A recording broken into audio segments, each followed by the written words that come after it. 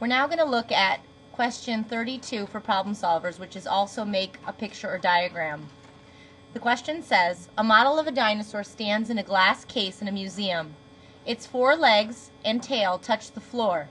Last night a mouse went through one of the two doors into the glass case. The mouse ran up one of the dinosaur's legs, onto the body, and up the neck to its head. How many different paths could the mouse take from outside the glass case up to the dinosaur's head? I'm going to read it one more time and I'm going to highlight the important information. A model of a dinosaur stands in a glass case in a museum. I'm going to leave that blank. Its four legs and tail touch the floor. That's important. Four legs and tail touch the floor.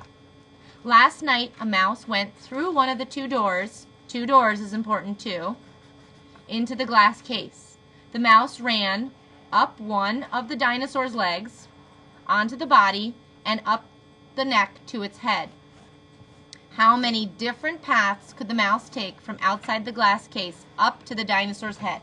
So basically, on our dinosaur over here, this is the goal, to get to the dinosaur's head. My strategy is to make a picture or diagram. So I'm going to go ahead and make the walls of that glass case.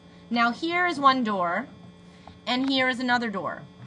First, let's just make sure I know what I need to find out. So, I need to find out how many different paths, actually I should put the number of paths the mouse can take to the dinosaur's head, because that's where our goal point is, right there. Next is what I know. I know that there are four legs to a dinosaur, and I know that there's one tail, and also two doors, and that the mouse has to travel from the ground up to the head. So he can use the tail, he can use the leg, the leg, the leg, the leg. There's four legs.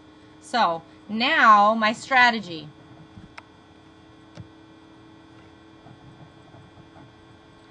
I'm going to draw a picture. And then I need to do some simple multiplication to find out how many paths there are.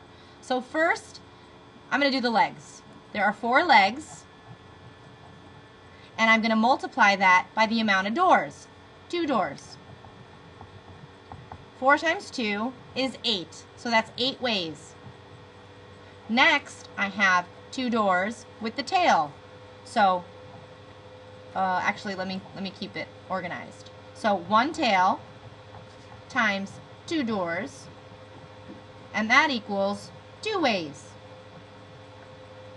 Now I'm going to have to add both of these together, and my answer is there's 10 different ways that the mouse can travel to the dinosaur's head. So over here on the bottom, I'm going to make sure I rewrite my answer so the person reading it can see exactly what my answer is with no confusion. So the mouse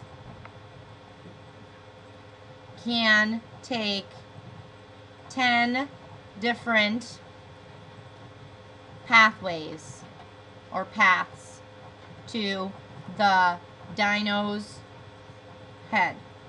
So there are 2 steps here.